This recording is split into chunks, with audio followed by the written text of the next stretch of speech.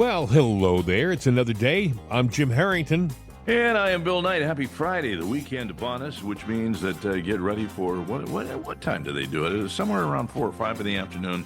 You know, the hit squad comes in with all the negative news that they yeah, they do. They play. It's on a loop all weekend long. But yesterday we had Chicken Little news. The sky is falling. The tariffs are out. Oh, no, it's the end of the world. Oh, I know.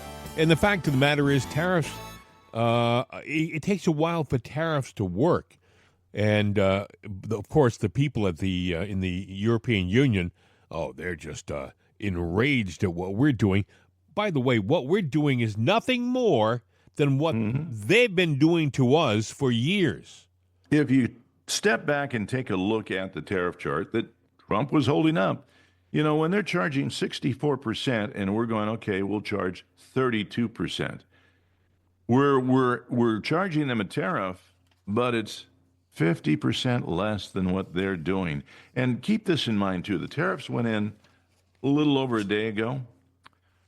Car dealerships, you know, stores are stocked with stuff, commodities. They have their back, you know, warehouse where they have things stocked up. Usually they have a 30 to 60 day supply, generally 60 days of product. So you got to let this sink in, and it'll probably rectify itself. Well, not probably, it will. It will rectify itself in that course. You know, but no, they want to hit the panic button because it's a good Chicken Little talking point, and that's what the news is doing. There's a young lady, she's a journalist. She used to have TDS. She admits to it, Trump derangement syndrome. She was a leftist, and it was so bad, she said, that she had to stop going to her local corner pub because those people were voting for Trump, and she couldn't stand it. This is back in 2016.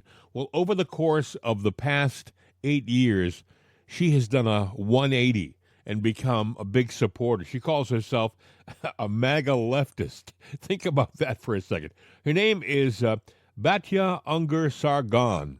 She's a smart young lady. She was on a panel with Piers Morgan. He does a show in England, and he had Carrie Lake and a couple of other people. One of them was the guy who does the podcast Young Turks.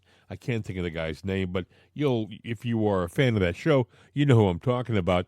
And so this panel of 4 plus Piers Morgan, and they were talking, and she went off on a rant, and she literally stole the show. She was talking about tariffs, and there was no middle ground for her, right? Listen to what she said.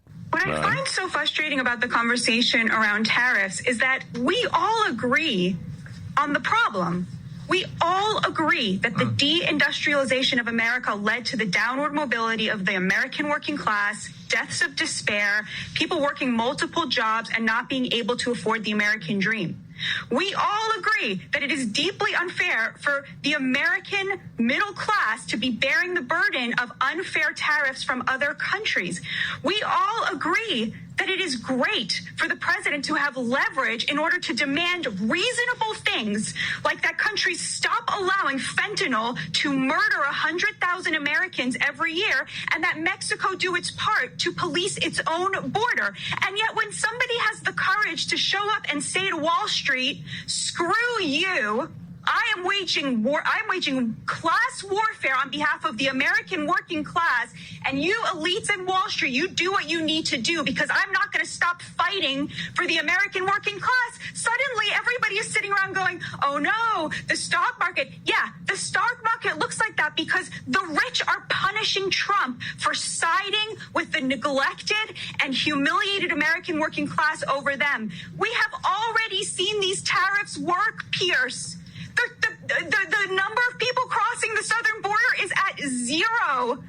Fentanyl is at record lows for the last 10 years. We have already seen $1.2 trillion in manufacturing invested in this country since January 21st. So they have already worked. Now, how long is Wall Street going to keep trying to punish this president for standing the American working class? I don't know, but I can tell you that the view from the street is people cannot believe that there is a president who is working for them, who is putting them first and telling Wall Street to go screw itself. Wall Street, which picked the Democrats for the last 3 election cycles in a row. That's what the real story is here. American Compass did a survey of just GOP voters. We know now that the majority of Americans who make under $100,000 a year now vote for the Republican Party. So that was almost a means-tested poll. And they found that 77% of GOP voters, the working class, not the elites, said that when they were asked, they said they would be willing to pay higher prices if it meant bringing back manufacturing, because of course in their mind they are going to be the beneficiaries of those manufacturing jobs. About Canada, a lot of people are asking, why Canada? We love Canada. Canada are our friends. Why wage this, tariff war on Canada? And of course the answer is simple. Canada and Mexico are the back door to the American economy because we have this trade deal with them, the USMCA. So if there are no tariffs on China, if Canada and Mexico do not match our tariffs on China, China simply builds car manufacturing plants in Canada and in Mexico, which they have already done, and they use that in order to get tariff-free cars into the American market, which is exactly what President Trump is trying to get away from. So what he wants from them is for them to close that back door. And I just want to emphasize again, back in the 70s, when the majority of the GDP in America was in the middle class, right? That's kind of like the golden era that we look back to of when the economy was really healthy and working class people felt that they could afford a middle class life. 25% of our economy was in manufacturing. Today, the top 10% control over 60% of the GDP. And that is a direct result of the fact that only 10% of our economy is manufacturing. And the largest share, 20%, is in finance and real estate, which is, of course, how other countries we have artificially inflated the dollar, which makes the product of the American worker unaffordable. And so what the tariffs are doing are simply saying we are refusing the race to the bottom in wages. It is unfair to the American worker, which I think we have all basically agreed on at this point. Batia Unger Sargon, a very smart young lady, passionate about her feelings about tariffs, about a lot of things. I've heard her before, and she calls herself a MAGA lefty. But what she said, what she said was true. Trump is truly, he's embraced the working class American. He's standing up for our cause, and he's going against, dare I say, the deep state. And I'm worried for the guy, Bill. I am worried for his health. He seems fearless, but I don't know whether the people charged with protecting him are doing their job. Money talks. You can buy anything you want. I think he got a signal yesterday. They've sent signals before, but with Marine One, they take off and all of a sudden it's got a flat tire. Now, come on. When you fly, I used to fly private, regular winged planes, but you walk around that plane, you sit there and, check the flaps and, the rudder, and you check the tires, you open up the engine cowling and take a look there, and, you're checking the prop to make sure everything is fine, because that's what I flew, were prop planes, but you go all the way around and you check it. And of course you check your fuel, or you call ground service for fuel, but you walk through that aircraft before you do anything. And tires are on that checklist. You sit there and you take a look, because by God, you're going to need them taking off, especially in a plane and landing. You have to assume that the U.S. Marines charged with flying the president do that every single time they put him in that helicopter. So that leads me to ask the question, did something happen in flight when they were going to pick up the president? Or did somebody take a pot shot at the helicopter and take out a tire? I know, but you got to think that the tires on that helicopter are like brand new all the time. This is not this is not the commuter flight from the Pan Am building to a heliport downtown. This is Marine One. And you have the I leader understand. you have the leader of the free world flying in your helicopter. I understand it was the back, the tail tire, but either way, so you're setting down, and there's a lot of velocity with those blades spinning. You ever see a helicopter flip and then turn itself around? Oh yeah. Well, I could imagine coming down. It's not always just even Steven down. It might be on one tire or the other. You've got to know. You've got to know that what you're landing on is secure and sound and is not going to give out, because if it does, it throws the balance off, could tip it over to where that thing, it just becomes, a tumbleweed, just Somebody boom, boom, said boom. It didn't look like the tail. It looked like one of the wheels under the midsection of the. Either way, aircraft. yeah, it could be a problem. There's all kinds of problems that you could have with it, but it might be one of the least worried about problems, but still, it's a problem. And to me, that was a signal. Do you think, Bill, he's been told the truth about Butler? Do you think the president of the United States? No, I really think that there are agents that, and I say agents because they might think that they are doing, they might think they're on the good side, and they're not. The deep state is not going to, we're the bad guys, welcome to chaos. Right. Now, as a chaos agent, this is what your job is. They're going to be saying they're the good guys. They're here for democracy. Democrats, diehard Democrats, they believe in the torching of Elon Musk cars and vehicles and threatening his life, because they believe that they're at a civil war point, and it's justified because they're the good guys. They had a thing at one of the, was it USC Davis? Where they had Turning Point USA. They had these tables out. It was at like a get together, and they were in a park like area. And all of a sudden, some Antifa came up and started to rough up the Turning Point USA students and knocked over their table and roughed up, literally. I mean, it roughed up some of the kids, punched one of them. I saw it on video. And the police were standing there. And they did nothing. Yeah, why not? So what the hell is going on? What do they pay these police for if they just stand around and watch this anarchy happen all the time? Now, the reason why I think we're in a very precarious time right now. I mean, we have the tariff, so we've pissed off a lot of deep staters with this tariff. You know that. There are a lot of people who've been making a lot of money. They get their cheese, and all of a sudden we've taken their cheese, and they want their cheese back.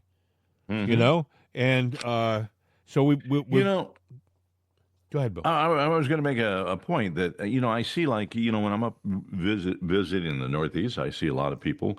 They have these high-tech jobs. They're not manufacturing jobs.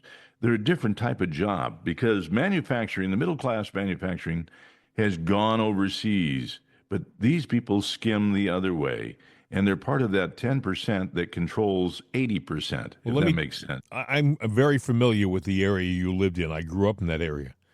Let me tell you a little something. This is a point of interest. You're up in Massachusetts, lefty, liberal, goofy Massachusetts that I was born in, all right? And when I was a kid, it still had the remnants of powerful textile mills, cities like cities like Fall River and Worcester and Springfield. They made stuff. The textile capital, the cotton capital of the world during the 1800s wasn't down south. It was in Fall River, Massachusetts. I'm talking about these little towns made a hell of a lot of money. So it didn't start recently, the diminishing of American industry. It started over a period of time. This has been a process, and it's been intentional. First, it was economics. The owners figured, hey, we can make more money if we shift all of our manufacturing plants down south and use the cheap labor down south. And they did. And they crushed the little towns in the Northeast. And then they went down south, and suddenly those little American towns down south started to make money, and the people started to wake up, and they started to charge more money. All of a sudden, you found it back in the 60s and 70s, they started moving their plants overseas.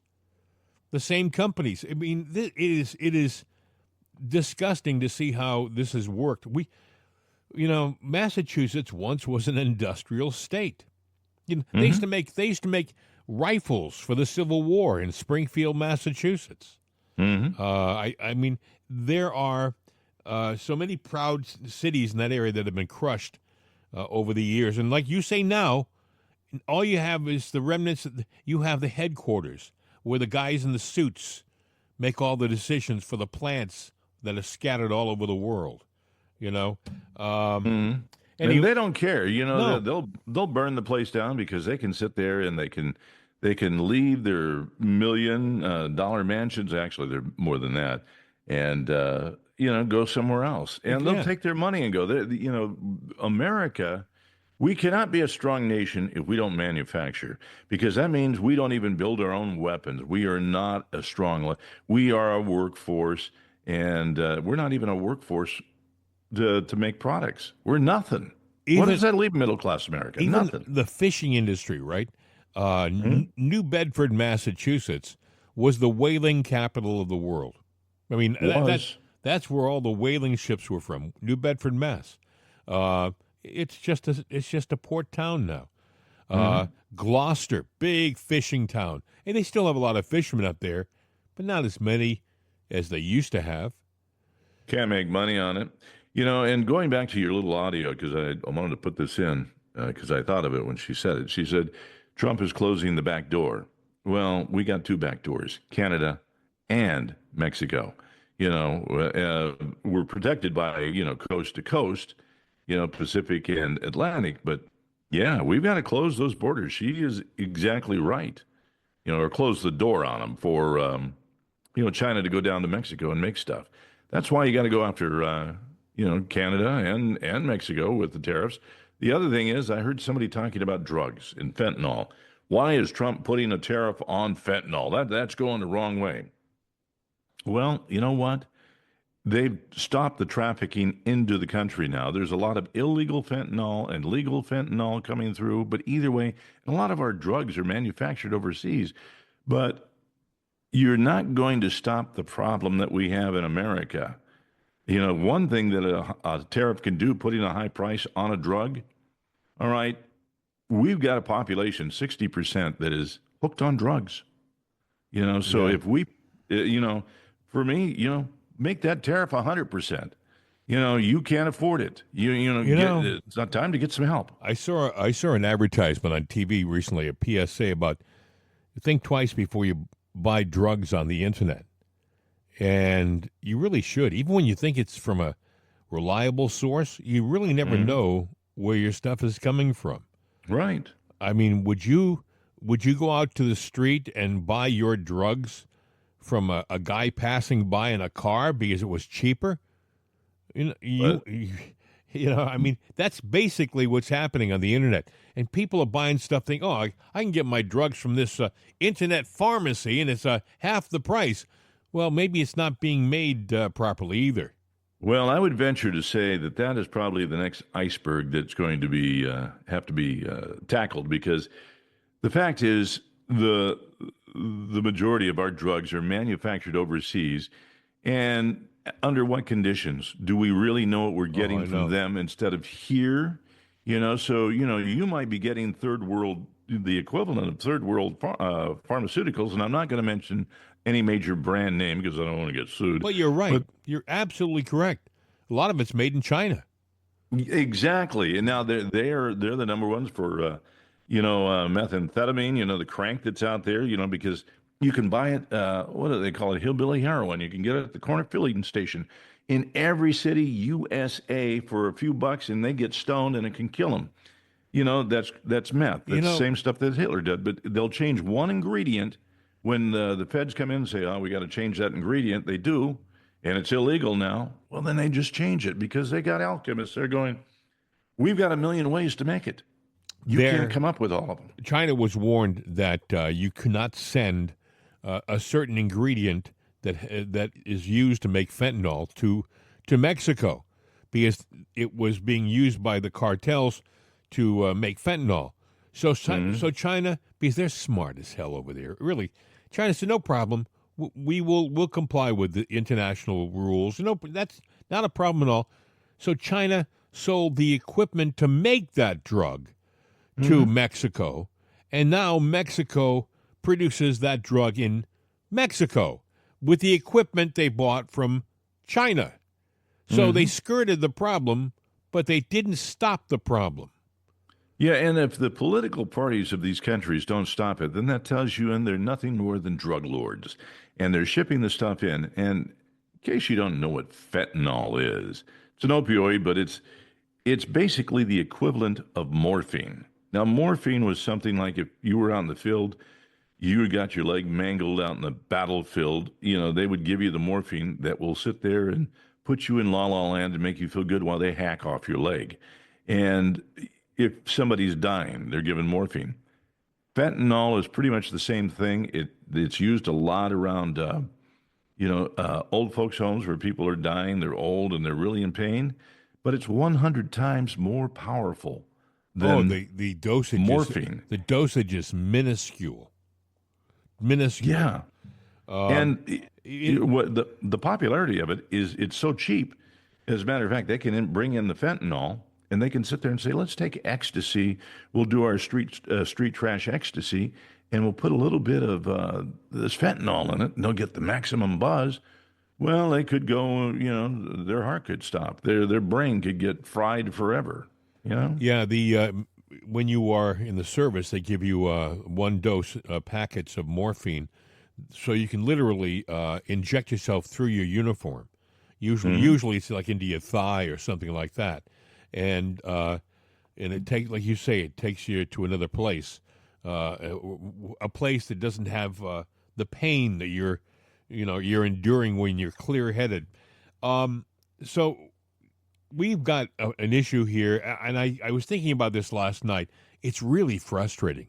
It's really frustrating because we are being attacked at multiple levels, and you realize Trump is the president of the United States, and even he doesn't have the answer to this problem yet. He is in a situation where he's surrounded by people who are giving him advice, but they're surrounded by a sea of people who are trying to thwart everything that Trump is doing.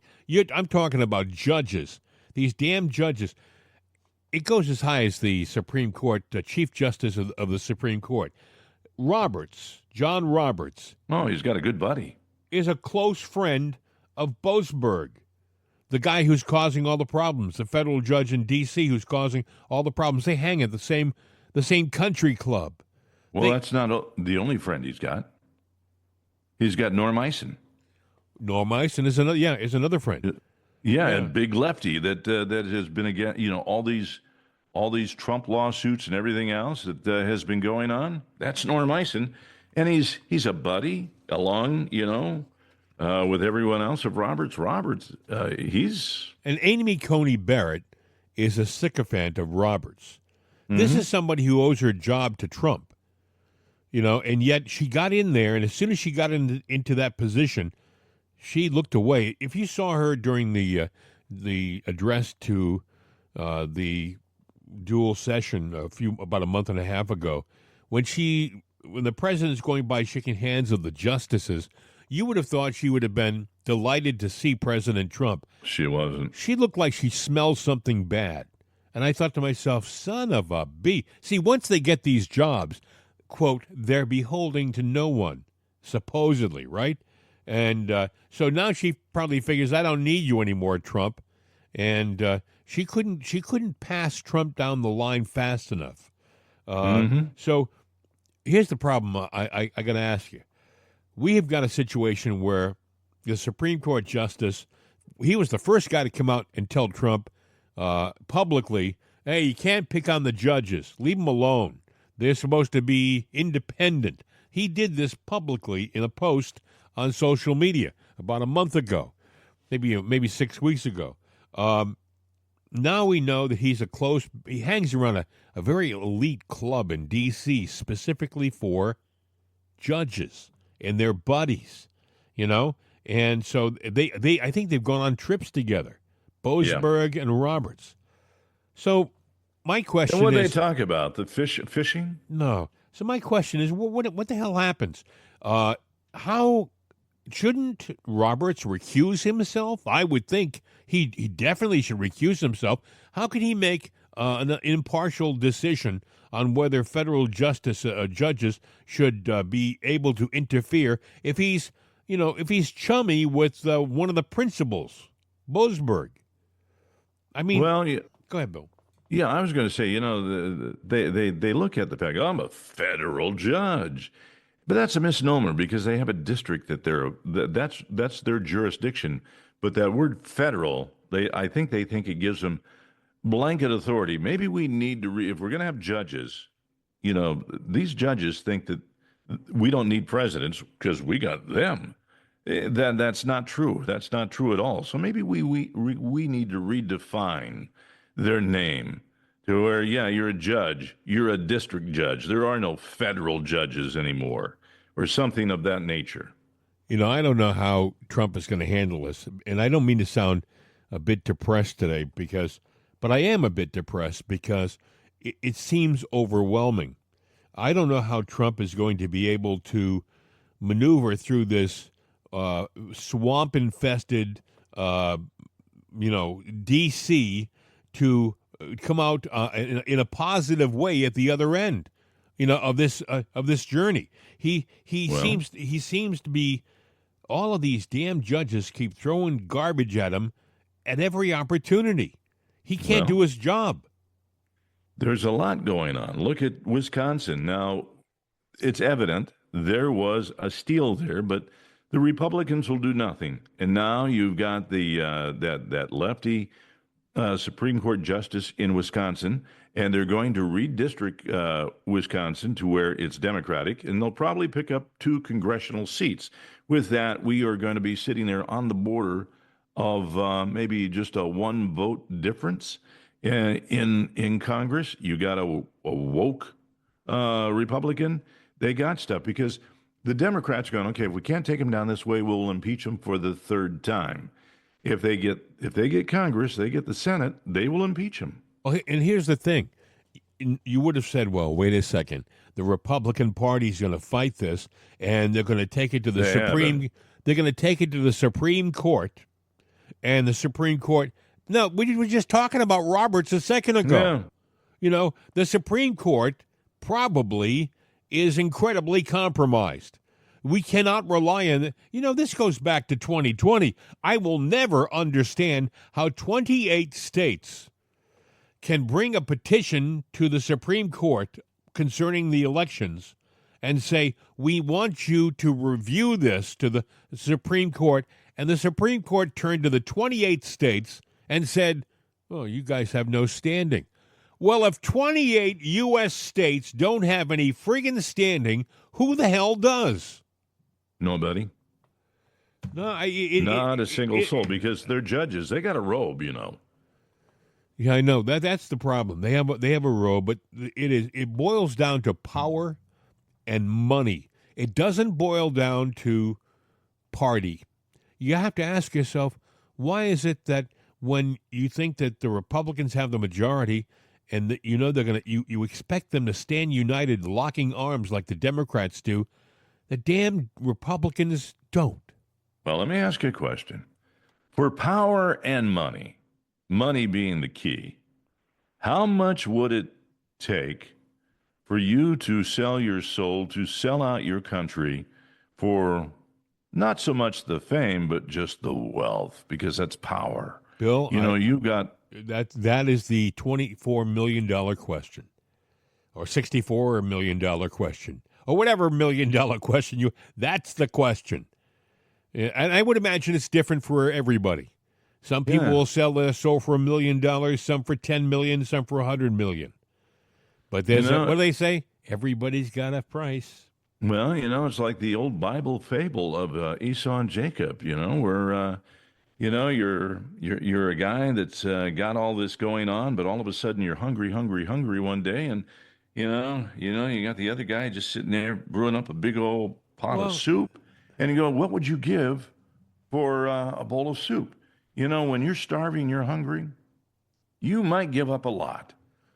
this it reminds me of a story. A guy walks up to a young woman and says, you want to have relations? I'll give you $10. And she says, no. What do you think? About $10. He says, all right. I'll give you $1 million. And she smiles and smiles. And then she thinks for a second, what do you think I am? The guy says, I know what you are. I'm just negotiating price right now. Boy, you cleaned that one up. Boy. I did. I did. That was editing on the fly.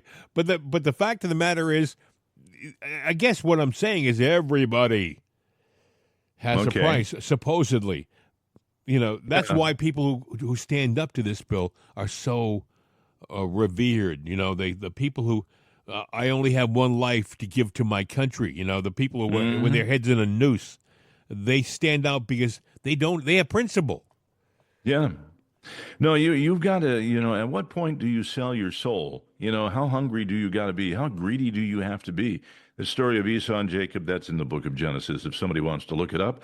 Or I could put a brief synopsis of it somewhere. But either way, you look at what's going on with manufacturing.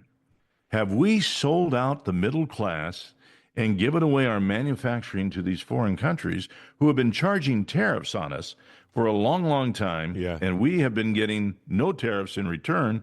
We've sold out the middle class for a bowl of soup, for our elite, our rich 10%, to sit there and have everything. Because, when this becomes a vast wasteland, they can have a nice place in the Riviera because they got all the money. They can buy a place anywhere they want to. They don't care. They're not beholden to you or anybody. Because they're the rich. They got the money. They got the power. And, folks, here's the thing. We only have, I think, one shot at fixing this. You have the left complaining about the fact that we're sending terrorists out of the country to El Salvadoran prisons. Like, that's a bad thing. They're saying you got to... This guy, Boasberg, is actually thinking about filing contempt charges against Trump officials for ignoring his orders to return the Trans-de-Aragua terrorists to the United States. He probably will. Think about that for a second. But this guy he's actually going to file charges against these good people for getting rid of these scum from our country. And it's amazing. I heard a story, you probably heard it too. I think it was a University of California student who was killed, and it was at the hands of an illegal who had already been told to be. He had already been ordered out of the country. He had already been ordered, but he defied the orders. This is the problem we have, thanks to Joseph Robinette Biden and his crew, and all the Democrats who said, "Sure, come on in." This is the problem we have. We have to worry about our children and grandchildren because there are people who shouldn't be here. They should be in jail in their own home country. Mike Davis is an attorney in D.C. He's conservative. He was on with Steve Bannon yesterday talking about the problem we have with federal judges and with John Roberts. Listen. There's a case pending on the emergency docket right now before the Supreme Court of the United States. The Chief Justice and Justice Amy Coney Barrett failed to stop these activist judges about a month ago when Judge Ali... Failed to stop them. They had their back. Yeah.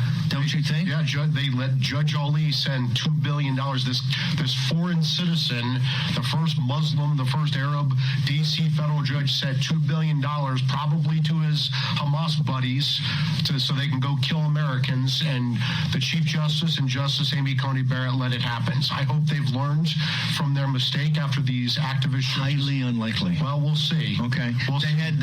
We filed on Tuesday, yesterday. When are they supposed to? It's not even on the emergency docket yet. They have yet to make a determination about that. No, it's pending on the emergency docket, but the Supreme Court needs to rule, and they need to decide whether they're going to let these activist judges sabotage the President of the United States. And they need to decide whether they are election deniers, because President Trump is the President of the United States, and are they going to let him do his damn job, or are they going to let these radical activist judges, these judicial saboteurs, destroy the presidency?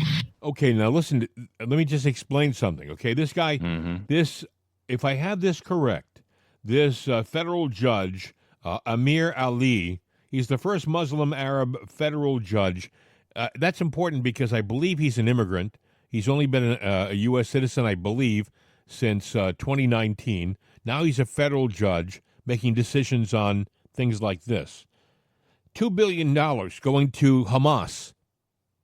Now, it looks to the average casual observer from the outside that this is an illegal thing. I mean, we're funneling money to the bad guys through this federal judge, and it's just happening. By the way, you'll notice that the people like on the left, the representatives and the senators on the left, they're crickets when it comes to stuff like this. Oh, nothing to see here.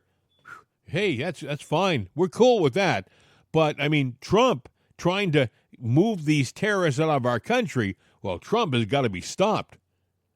You know, I don't get it. If I seem a little frustrated today, I truly am, because I don't know how this, and I think he's a good man. You may not like him. That's your problem. But I think Trump is a good man. And I think that every opportunity they get to screw him up, they're doing it. Yeah. Anyway, here's what I think, though. You know, going back to the tariffs, I think that, you know, as much as you might say it's going to hurt, everybody, you know, when really pinned down to it, they go, yeah, it will work in the long run, maybe the short run. It's already starting to show signs that it's working in the past 24 hours they weren't talking about. So it'll be interesting to see what happens in the next few days. But everything we talked about really is probably tied to these tariffs. This tariff could be the thing that takes the can off of this, or takes the lid off of this whole can of worms, and opens doorways to fixing everything, because it gets at the very heart of all that money that is going to those elite. For example, you're hearing on MSNBC, CNN, all these different networks about how terrible these tariffs are. Look at the stock market. Forget the stock market. It's going to fluctuate. It happens. It reacts like a scared, frightened child, but it recovers. All right? Right. It recovers. Just give it a chance.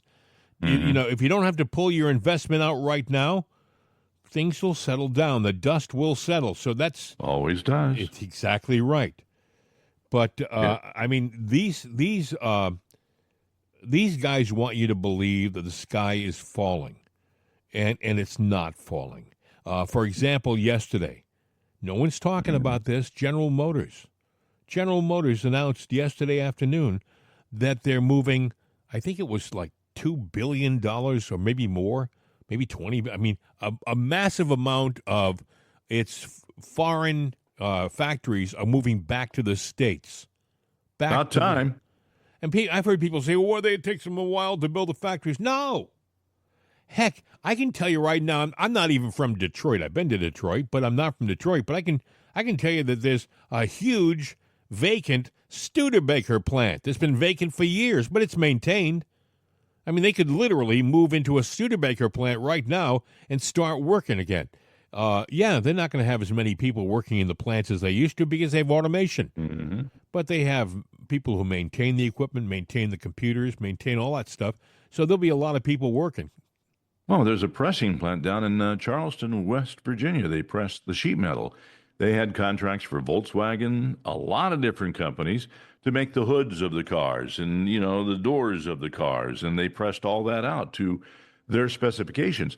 What's happened is that, stock markets were a great thing and a bad thing because then you got investors and money coming in, money from everywhere, foreign money coming in. And then you got these big groups, but they don't care where something's manufactured. They just care about the bottom line. They don't care that it's going to crush a community, a state, a nation. They don't care about that. It's about their profits. So, and that's what's happened in America. Back when Trump first was coming in, they knew what he was going to do. And the game had already been afoot well underway to take manufacturing out of here. And I remember there was even Obama back in 2016 who was touting, there's no way he'll ever bring it back. It can't happen. During Obama's administration, I believe it was 193,000 jobs were lost. And then they're going Trump. Well, actually, 400K worth of jobs were created during his first administration. I have a question to ask you. All right, let's say hypothetically the entire system is corrupt. It is. All right, from the Supreme Court through the House of Representatives. Does the President of the United States have the authority to initiate martial law and to clean out the cobweb, the corrupt? Now, I know when he does this, the first thing the media will do is they will come down on him, call him a dictator, call him all these. They're already doing that. Yeah, they're already doing it, right. But, I mean, if you find out that the infestation has corrupted every major aspect of our government, does the president have any options, or are we beyond saving? Well, I guess that's a question only time can answer because, as I said before, and you agreed to, is that in this ball of wax that we got going on here, the government, there are all well-intentioned people for the most part. You might be conservative, you might be liberal, but you might think you're the good guy. I mean, there are people in there that they know they're the bad guy. But let's just say for a minute that they're well-intended Democrats, but they have been convinced that they've got to do what they've got to do because they're on the right of justice. They don't understand the breakdown and the mechanics of everything that's going on. Yeah, I don't. You're giving them more credit than I would give them. I think that I have no faith. Is what I'm saying in it. Well, I think the corruption is deep and wide, and I don't think that these people are good people. I think some of them. The exception to the rule is that some of them think they're good people, but I think a lot of them are just corrupt. Well, let me ask you this. When this country was founded, were there people that were willing to risk it all? Yes. To get, okay. Are we close to that point again, or are we there? Well, is this going to be the second U.S. revolution? Look, I'm not calling for this, by the way. I'm just talking hypothetically here. Right now, you don't have to even call it violence, but you have to be active. You have to make your voice known. You've got to find a way to break through the noise and get your voice known and let them know that there will be consequences. They're letting us know in their own way that there's going to be consequences. They're crying, the sky is falling because they have the media. They have certain things that they have levers they can pull. But in reality, the public, John Q. Public, has the biggest lever there is. But if we don't use whatever we got, Bill, then... But if we're beyond that, we just pulled the biggest lever. We just pulled it in January or November of last year. And 77, close to 80 million people strongly said, we support this man. But yet, it didn't mean a damn to the corrupt in our society, the corrupt in our government. Well, the corrupt that have money and the corrupt have power too. So my question is, does the president have the power to shut it all down? Does he have the power to say this is a crisis situation. If the government was shown to be infiltrated with communists everywhere, would the president not have the ability to stop them from sabotaging our system? Does he have the power to say, all right, enough is enough. I'm initiating martial law, and you guys are all out of, and then literally go and arrest the bad guys. Well, yeah, he does have the power, but then again, it depends on how much of the government is corrupt. Is it corrupt with communists or just people loyal to the dollar bill? Well, I don't mean I use communists as an example. Yeah, I know. That's what I'm saying. Yeah. I think the corruption is deep state, which Yeah, is a deep whole, state money. Yeah, which is a whole separate element. They are beyond communism. They're beyond ideology. They are their own ideology. Well, the reason I mentioned communist because Russia has its own thing. That's communist. China is having their own problem. That's communist. There are money players, and we're all these nations of the world are big pawns to an element that's bigger than all of us. Ever wonder why the leaders of the Communist Party live in luxury? Ever wonder why the leaders of these different governments that are supposedly communist have big homes and fancy cars and all the money they'll ever need? It doesn't sound very communist to me.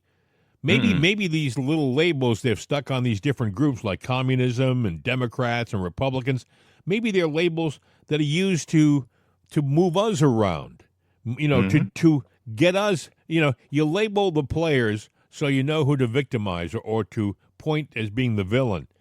In the meantime, the guys who are living in the lap of luxury, they're the deep state. Yeah, and you look at people that are the voice of the common person, You talk about Bernie Sanders, Elizabeth Warren up in the Northeast. Little Lizzie the other day was crying that, people aren't getting their Social Security checks. I mean, I'm getting reports from everybody. They're not getting their Social Securities. I think we talked about it yesterday. So I actually checked a few people. Did you get your Social Security? Yeah, I got it. Got it a couple of days early. So she's crying wolf. And this is a woman, by the way, that has a multi-million-dollar home in Cambridge, like she's hurting on her $270,000 a year salary, and obviously she outlives that means. How? Well, that's just it. Did they start that way? Do they start wealthy? No. Most of these people start out in government. They have no money. Yeah. By the time they retire, they're millionaires. And you mentioned, too, the history of the area, that it was really an area that made things, built things, the backbone of our country, what we were built on, the middle class, the 80% of the population.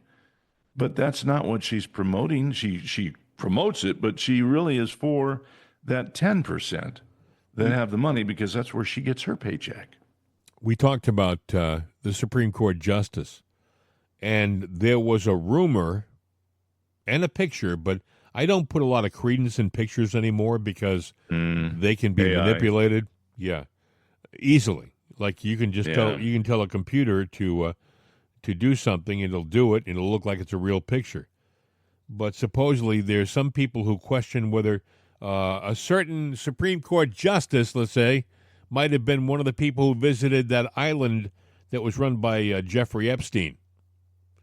I'm just saying, as Trump gets closer to unveiling who these corrupt people are, do they not strike out more and more, trying to minimize and diminish Trump?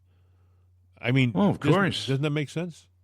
Yeah, it does. I mean, look at the Hollywood elite and everything there. There was a story about Jean-Claude Van Damme. Apparently, he is in cahoots with a cartel of sorts that traffics people. And he was, he had sex with a lot of trafficked people. So, it's exposed. So he's part of that elite thing that's going on there. I mean, you've got that going on. Is that verified, Bill? I just saw it in the, I'd probably close the story, but I had it here. I'll see if I can bring it up. It could be.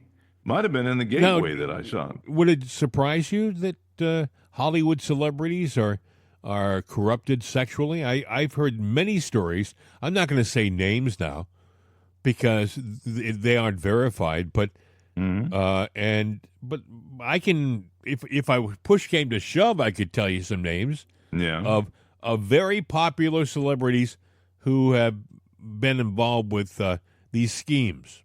Yeah. The story is in Gateway. It came out yesterday. Hollywood actor Jean-Claude Van Damme named in Romanian trafficking. The story just flipped up here.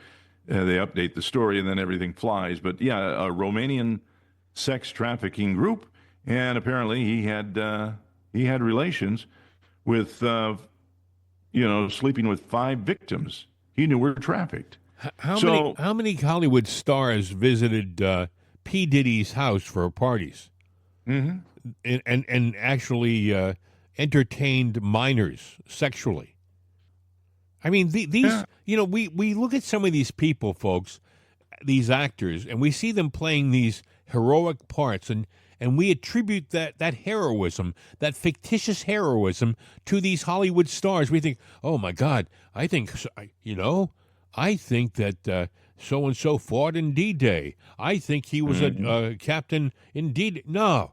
These are actors, folks. Some of them, by the way, if you sat down in the lunchroom to have a sandwich with them, would have nothing to say, because without lines that are being fed by a screenwriter, they're empty. Yeah. And you know what? And, he was a great actor. People might say he's a great athlete, but actually there's a guy in Pennsylvania that I know, a good friend of mine. He used to work for me, was also his stunt double. And did all the fighting scenes. Was Jean-Claude Van Damme? Yes. Really? Yeah. Well, as a matter of fact, you could probably tune in to him on the radio today, and I'm not going to give it away, but he is in that region of the country. He does public speaking engagements. He almost died a couple of years ago. I think forget what it was he had, but he's a survivor, and he's back and doing strong. And but you're not telling us who he is. So whoever he is, I'm glad he's feeling better. I'll just say Zach, and that's the only thing and that was part of his stage name. But he has probably the most common of common names. You would have thought that Jean-Claude Van Damme, being the martial artist that he is, you would have thought that he would have needed no stunt double. No, and this guy's former wife is actually a Taekwondo master, lives in Colorado, and and you know what? Both of them religious and conservative, and so that's why this story struck me. I was going, boy, there's a total opposite of the people that I know that were involved, But, Hollywood, in its arrogance, is starting to come back and bite him in the derriere. And I'll tell you why. Disney, which has become the biggest woke, left-leaning movie company probably in the world, they had the audacity to think that they could take a classic, Snow White. You don't have to redo Snow White. If you want to make it something you can market today, you send it through a processing, make it look like it's more vibrant, you improve the audio, and you re-release it as it was. No, Disney thought, we're going to make it DEI adherent. So they have a black Snow White. They couldn't use the little people they couldn't be real people, because we didn't want to offend some faction of some minority. So they did, at the last moment, I believe, animate the 7 dwarfs. I mean, everything they did with this movie was politically correct. Cost them, I think, $250 million to make this movie. It has gone over like a pregnant pole vaulter. I have you want to say something, Bill? I have a piece of audio that's 5 minutes. Tim Dillon is a comedian, and he had some comments about this movie, about what's happening with regard to, and justly so, by the way, to Disney. Listen. Part of the problem is that they come up with these movies like Snow White. They ruin the movie, and then you have this bitch. I mean, these are when actors and actresses talk, you realize that they're the biggest losers in the world. Now, the reason that we can tolerate that is because we don't know that. They read words written by other people, and all of their appearances are carefully managed. and choreographed. But when they go off book and they start telling us who they are, we realize they suck and we hate them. And that's what's really destroying Hollywood. Sure, there's a million reasons, but the biggest thing, these people, when just given the chance, completely everything by talking. And if they would just shut their mouth, no one is asking these people to talk. No one is pleading with them for their opinions on anything. No one cares. But they feel compelled because they're watching the people on the internet talk and get a following, being authentic or being themselves or being some version of themselves or whatever. That being said, these people go, oh, I'll do that. I'll weigh in. And they make a big mess. And everybody hates it.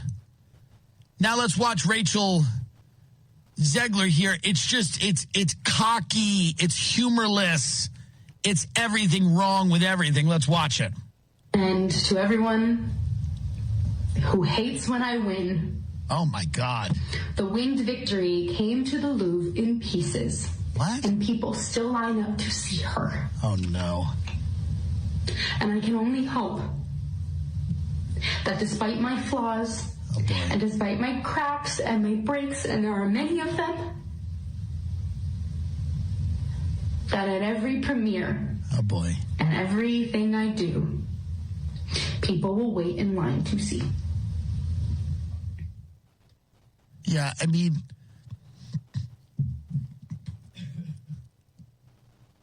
someone has to put her in a cage. Someone has to put her in a cage. I mean, there's no other way to say it. She should not be allowed out if she's going to behave like this while she has a movie out. You have to put these people in a cage. If you cannot keep your mouth shut, you have to get locked in a cage. Until we put a lot of money into this film. We put a lot of money into this film, and if you cannot participate in the promotional rollout, we're putting you in a cage. We're locking you in a room until you learn how to be, with all my flaws. I hope at every premiere, people buy tickets. They're all crazy. They're all psychotic. It's insane. They're all little Hitlers. Despite my flaws, I hope at every premiere. It's like, I mean, just, they're always acting. They're not humans. They're not people. They must be put in a cage for their own good. For their own good. Here's the guy whose dad produced a movie. You really want to do this? Yeah, my dad, the producer of enormous piece of Disney IP with hundreds of millions of dollars on the line, had to leave his family to fly across the country to reprimand his 20-year-old employee for dragging her personal politics into the middle of promoting the movie, which he signed a multi-million-dollar contract to get paid and do publicity for. This is called adult responsibility and accountability, and her actions clearly hurt the film's box office. Free speech does not mean you're allowed to say whatever you want in your private employment without repercussions. Tens of thousands of people worked on that film, and she hijacked the conversation of her own immature desires at the risk of the blah-blah-blue. But here's the point. He's right. Shut up in the thing. You're Snow White. You're not going to save Gaza. I'm not saying she's wrong about everything she says. I don't know I don't care. But you're not going to do it. You're just Snow White, and it's fake. You're actually not even her. She doesn't exist. You don't have any powers to save these people who are hurting. And this idea that you need to speak up, it's not, you don't. You actually don't. You can just shut the up. You can keep your mouth shut immediately. I think he has an opinion. Tim Dillon, he's a comedian. But the thing is, if you are an investor in Disney and your company has decided we're going to invest $250 million. Now, I want to explain something to the people who are listening who aren't familiar with films. You could shoot maybe 50 uh, inexpensive, like $5 million budget movies. And some of them are going to be really good because some very creative people are going to have their opportunity. But these gluttons, these selfish, greedy gluttons in the corporate boardrooms at these companies like Disney, they think they can just do something, pour a crap load of money into it, and you'll run out with your kids and see it. Well, America's not doing that anymore, and Disney's stuck. You know, I'm not putting down the girl that played Snow White. You know, I saw the regular pictures of her, and then I see the Snow White pictures. I'm going, boy, they can do a lot with makeup these days. And, you know, again, just because you're playing a character, you know, I'm Superwoman. Yeah, but he's right. You know, you're not Superwoman. And your role as is this person you're portraying does not give you a bully pulpit to become the savior of the world. That's another role, and that's a different movie, and you're not in it. Yes, true. You know? No, you're absolutely correct. I don't understand how in the contract with this person. It's in there. They didn't say you have to keep your mouth shut. You do not talk to the media unless we have a marketing person standing next to you. It's in there, trust me. If it's not in there, then somebody did a big mistake, and they're probably already fired. But it's in there. That's true. Well, then she should be sued. I don't know how she's a kid, but she's a kid who had the fate, like he said, it's not just her. There's an army of people who make a movie. You know, there are designers, there are set builders, there are camera people, lighting, gaffers, grips. There's just a litany of different people. Stay at the end of a movie and just read the credits. All those people worked on the movie to make what you saw. Yeah. And everybody in the movie signs non-disclosures that they will not talk about, they will not do. There are certain things that you can and can't do and say, and you also represent the film when you're sitting there. No matter what kind of film it is, you represent it, and they want to protect their interest. Now, the question that I would have, I don't know how old this young lady is. I think she's 20, Bill. I think. And then then anything she signs is legal. You know, if somebody was, at a younger age, they have to have a guardian sign it because they don't have the right to make any decisions like that. Yeah, but you know that, Disney has a multiple floors of attorneys. And so you just said about the clauses in the contract. If it isn't in the contract, then many of those attorneys are now looking for work. Oh, yeah. It could be one attorney that had the one job that you didn't have, but they made the mistake and the whole floor gets it. It's like, hey, buddy. Yeah. Thanks. Yeah, you where didn't is read the memo, everybody? did you? You weren't in on the meetings, were you? You were out getting donuts, were you? Okay.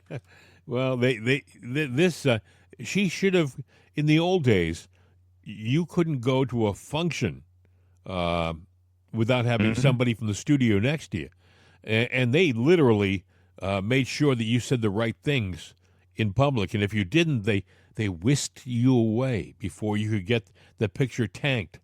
But this young lady, she got on the internet and she started talking like she was talking to her friends in high school, and all of a sudden she was saying the dumbest things, and she irritated a vast segment of the audience, and they didn't go to the movies. These are the same people, Bill, who, by the way, normally would have. They would have spent millions to see it. Nope.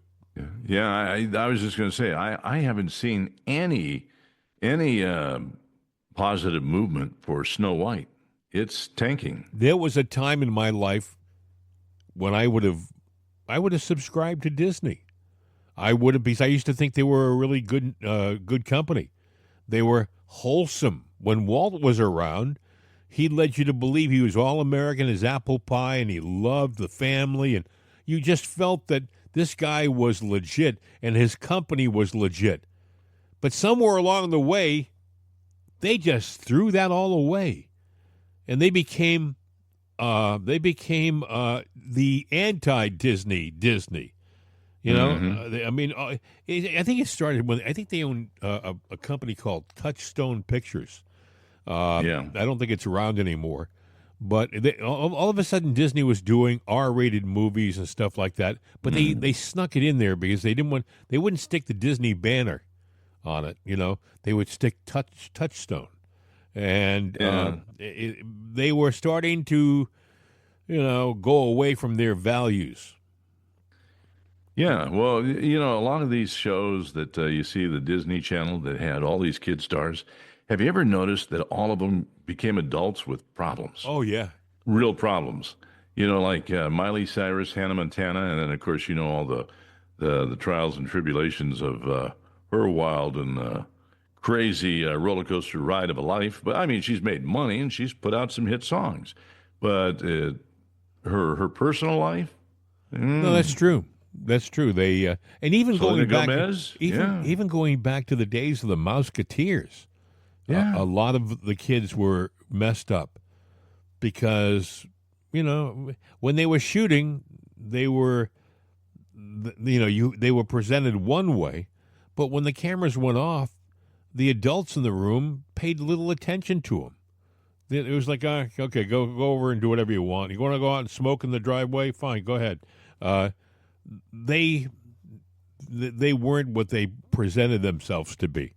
Oh, they were around an element of people that might have taken somebody totally innocent and distorted them. Like if you knew anybody that was in the cast of the Brady Bunch, and at their peak, some of the back, the off-camera stories. And I got a lot of them firsthand from some people I knew. When I worked at in New York, I took the train, and many nights I took the train. I became friendly with Paul Peterson, who was Donna Reed show, and he was a Mouseketeer before that, and he was in a lot of movies, and he was a successful child actor. But when I knew him, he had kind of stepped away. He had a limousine business.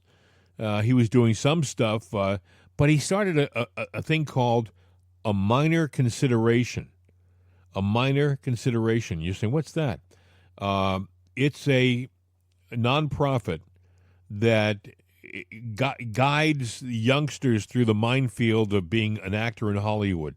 And for those who have been hurt by their experience in Hollywood as a child actor, they give them counseling, and they give them support. It's a great organization. A minor consideration. You can check on the internet, and you can probably contribute to it too. It was started by Paul Peterson, and you say, why did he start it? Because he had firsthand experience with this. Yeah. You get to Hollywood, there's a lot of predators there. Oh my God! And they feast on young children. I remember there was a movie one time, and a buddy of mine did a song called The Meat House. I said, what the hell is a meat house? And, these young kids from Idaho, they go, well, I'm tired of this country life, and they run away. They get on a train, and they end up in Los Angeles. And they get out, and the first person that greets them is somebody going, yo, you've got a look. You've got a real look. I can make you a star. Yeah. And they take them, and they whisk them away. And this kid thinks, I got off the train, I got off the bus, and here I am. I'm going to be a star. And they're working in a porn sweatshop, either doing movies or porn movies, or they're doing I forget what they call them, smut films. And they're lied to, Bill. They're told that this is a step towards something. No, and some they end up in that undertow, that underworld. There are movies that are made out there that rich people pay for that might involve sex and violent crime and death. And snuff films. Snuff films, that's what I was looking for, snuff films. And that's called a meat house. And it's right there at that station where they go, and boom, they end up in that meat grinder. That's why you can go online. I feel bad for younger people, because right now, with the stroke of a keystroke, they can have the most vile, the most obscene pornography on their computers. It's like that fast. You don't have to run to the store and look for a magazine. It's in your computer now. But then if you look at some of the pictures of some of these children, and I say children, you have to pray for them, I know it sounds, you have to pray for these children, and you cannot judge them. Well, they're drugged. They are drugged. They know not what they do, because they are sent into oblivion. And at some point in time, their God is that needle, and that's what they're working for. They have, you don't have to go looking for this stuff. It pops up on Facebook sometimes nowadays. You say, what? Yeah, it's there. They'll throw you off. Everybody's seen it, yeah. They'll throw you off some of these social sites for having a conservative, all-American point of view, but conversely, they will allow some of the most vile stuff to pop up, and you don't want it. You don't even ask to look for it. It's just there. It's clickbait, and it is on Facebook. And when did they? Well, they started doing this a few months ago. You'll see some picture pop up. It's a scantily clad woman, very revealing, and they'll say, "What's wrong with this picture?" And I automatically go, "The fact that it's there on my Facebook screen, that's what's wrong with it." And you exit out and get rid of it. Or it'll say, ED, got a problem with ED, guys? And you'll see some, like you say, sultry picture of some stranger. And it is, you got to be careful. And you really, parents, pay attention to your children and what they're looking at. Don't just say it's okay, here's your new phone, and walk away. Maybe you should put filters on your phones to keep them away from things you don't want them to see. Well, I hate to get on a holier-than-thou pedestal, but if you remember in radio, we had certain laws that restricted us from playing certain types of music. And I'm not talking about music that was racial or, that had a funk music over, let's play this nice Frank Sinatra tune or something like that. I'm not talking about that. But music that was graphic and depictive of different things. You couldn't play that. But, with the internet, when it came along, there are no restrictions on it. It is the wild, wild, wild West. And anything goes. So your kids and some of this music, Kendrick Lamar has been a Super Bowl guy for so many times. And, when you go and look up his songs, every one of them has language that you wouldn't even do with your buddies at a bar over a keg of beer.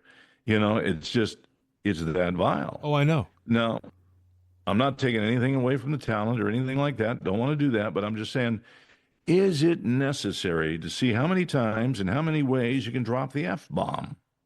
No, you're right. I agree. And any other derogative things that you can say. Is it necessary? I know. We're feeding that to the kids. Well, and it's only getting worse, folks. There's no governor being put on these things. There's no filters being put on these things. So it's almost becoming accepted now. When did it come to a point that your 12-year-old kid could just, with a stroke of a key, see pornography? But that happens now. They can see it now. And parents who ignore that are doing a terrible disservice to their own family. Anyway, we're doing a little bit of a rant here. Well, it's Friday. It's going into the weekend. We're allowed to do that. Yes, that's true. Hey, listen, before we forget, we're running out of time here. We want to remind you that we have a gift shop on our website called rightsideshop.com, and we have hats, and we have T-shirts and cups and glasses. We got a whole potpourri of stuff, but we really have something you'll enjoy drinking. It's Jim and Bill's Right Side Coffee. It's a medium blend roast of some of the finest coffee beans, a blend of the finest coffee beans you can find, and we'll put them in a little package for you. You'll love the way you start your day when you have a cup of Jim and Bill's Right Side Coffee. Also, we have a decaf version of it for those of you who have like high blood pressure and can't have caffeinated stuff. We got you covered with our decaffeinated Jim and Bill's Right Side Coffee. You got to try it. Bill has a cup every day, maybe 2 cups every day. And I have an IV of the coffee. Yeah. Before he injects himself with his IV, you should see he looks kind of, eyes are droopy. Yeah. His eyes are droopy. It's just another show. Here we go. It's so early, and then he has his Jim and Bill's Right Side Coffee, and it's like a new man. It's amazing. I don't know how he does it, but he does it. Yeah. And Well, I have my own special brew of Right Side coffee. They actually take the beans, they put it in a big barrel, and then they fill it with bourbon, and they seal it, and they let that ferment for about a month. Then they take it out, that's they Jim drain and it Bill's. out. That's Jim and Bill's really right side coffee. Right Side coffee with a kick. Yeah, that's true. And then they make the coffee out of it. my I'll God. tell you, just brew it up and woohoo. You know, there used to be a guy in Pittsburgh who did a morning show, and he talked about old Groggenschloss beer or something like that with the head on the bottom. Think about that for a second when you pour a beer. Anyway, excuse me. I get all choked up just thinking about this stuff. Yeah. We have Juan Jose and the border crossers here. They've been waiting patiently, pacing back and forth with their instruments in hand, ready to sing the jingle one more time. This is their moment. Wake up on the right side with Right Side Coffee. And there they go. They do it so well. They are men fulfilled. Their job is complete, and now they go back for the rest of the 23 hours, 59 minutes, and 50 seconds, and wait for the next opportunity. Something like that. Yeah. Anyway, rightsideshop.com or it'sanotherday.com, top left corner, right side shop. You get the coffee, you get the goods. It's very good. You know, I used to drink a Groggenschloss beer myself. Did you really? It was my head that was hitting the floor. I used to get off the stool and step on my tongue. But that's another story. My stool was Bar Stool Mountain. I couldn't climb up to get on the thing. Yes, those were different times, thank God. Yeah. Yes. Anyway, anything else you want to talk about before we wrap this? There's too many things, so maybe we'll save them for another show. Yes, which could happen as soon as tomorrow. I mean, hey. Oh, really? Yeah, we got to pay attention. Oh, my We're very God. fast around here. Hopefully, My gosh, Jim. Hopefully we don't get dumped with a lot of stuff, but I have a feeling, Bill, you're right. It's Friday, and the clowns in D.C., it's like they're like the start of a race. Is it 4 o'clock yet? Is it 4 o'clock? And as soon as they hit like 4 o'clock, they dump all this stuff on us, and they run away because it's the weekend and you can't answer questions. Oh, yeah, they love doing it, but, we got the crow news. They're going to talk about whatever shiny object is in front of them, Yeah. So whatever distraction there is, I think we're close to something. You got the Epstein, you got the JFK thing that's unearthing things, but I also see here where the tariffs, there's a tsunami about to happen. Either the deep state will stop this instantly and we'll win. And say, don't worry, we'll put the Band-Aid back on. Don't worry, you don't have to worry about nothing. Or Trump rips it off. We might see a little hurt, but we're already seeing signs that people are coming to the table. They're coming to the table because they're waiting for the black hats to come and rescue them. They ain't the white hats, I can tell you that. Well, I think Gotta you're wait right. and see. I think we're at the very beginning of something very big, and it's going to happen soon. So, and pray for the president. He's down in Florida at some golf course. And that's that's... How do you protect them there, Bill? You don't, because he's open on the ground, he's open from the air, he's open from any vehicle he gets into. That was obvious by what's been going on. So, Anyway, we'll talk more tomorrow. Until then, you can take us out of here. I will. I'm taking the controls right now, and I'm just going to say before takeoff, hasta la vista, baby. We're out of here.